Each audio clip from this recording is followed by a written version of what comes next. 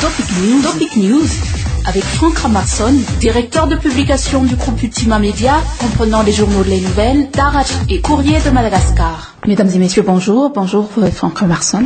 Bonjour Nicole et bonjour à tous nos auditeurs. Cela fait 18 ans, jour pour jour, hier, que le palais de la Reine à Anatrouv a subi un incendie. Plusieurs régimes se sont succédés sans que la vérité ait été établie sur cet événement et sans que la reconstruction ait été terminée. Qu'est-ce que vous en pensez ?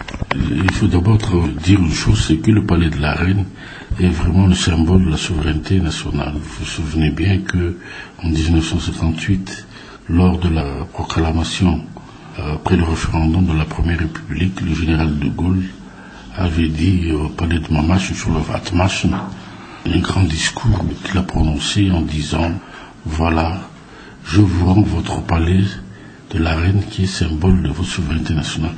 Je ne sais pas si les dirigeants malgaches de l'époque jusqu'à maintenant sont conscients de la valeur politique, de la valeur culturelle de ce patrimoine qui appartient à tous les Malgaches et non pas appartient à Antananarivo. Ce que je ressens dans ce malheur qu'il y a eu en 1995, c'est que un pan de l'histoire de Madagascar a été effacé par les flammes.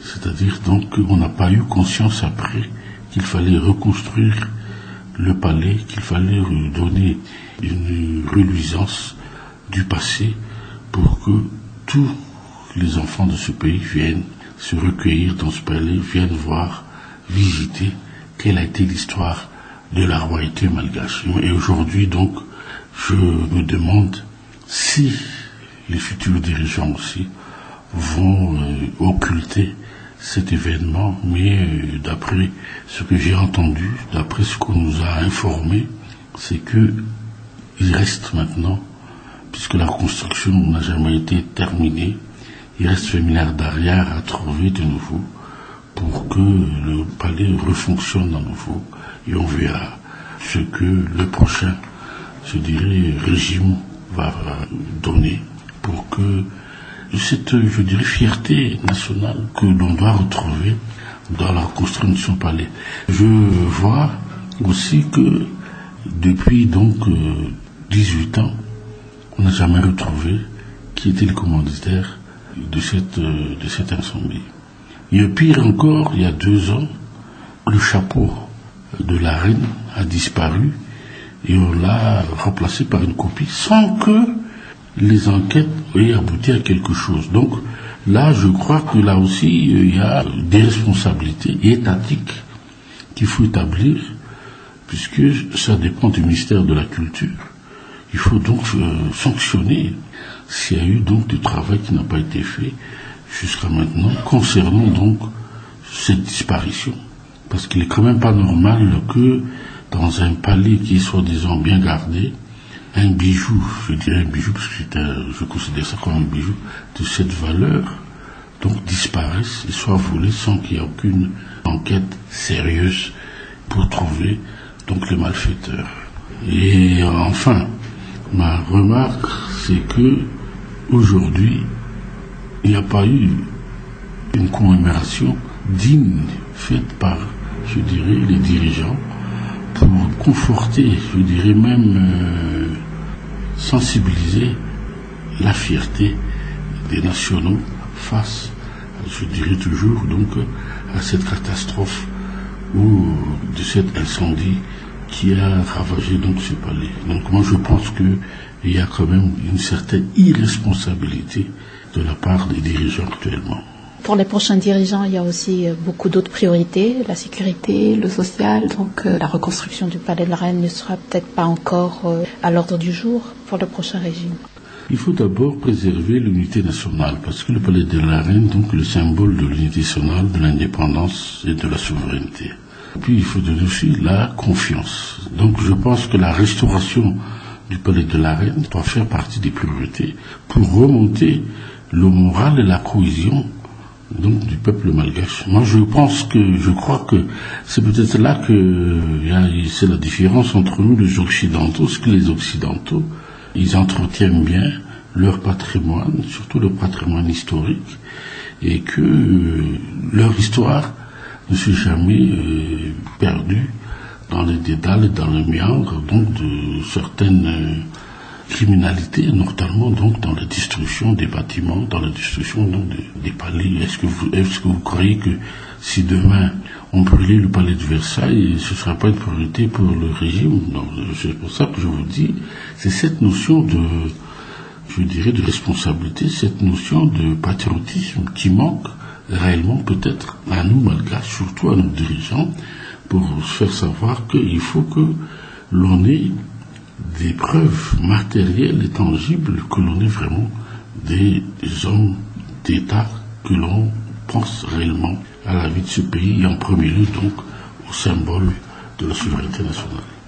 Sur un autre sujet, la politique, il y a un collectif de candidats qui demande l'annulation pure et simple du premier tour des élections présidentielles. Étant donné le score minime qu'ils ont obtenu, quels sont selon vous les objectifs qu'ils poursuivent?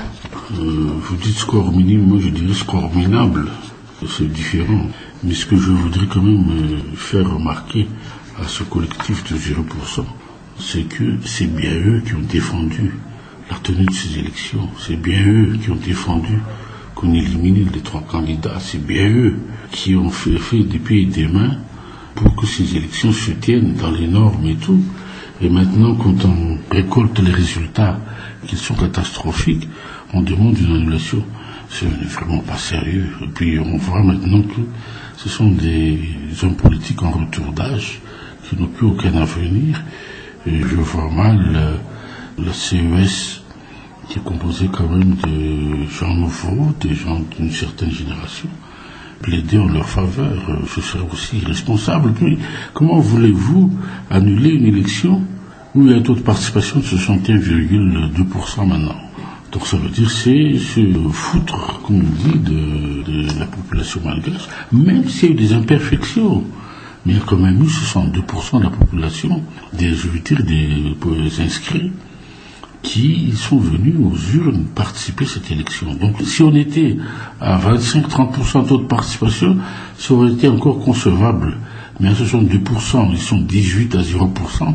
Vous savez déjà, 0% puissance 18, ça fait 0, ça veut dire que ce sont donc des candidats qui n'en valent pas la peine. C'est qu'ils veulent toujours rester au devant de la scène politique?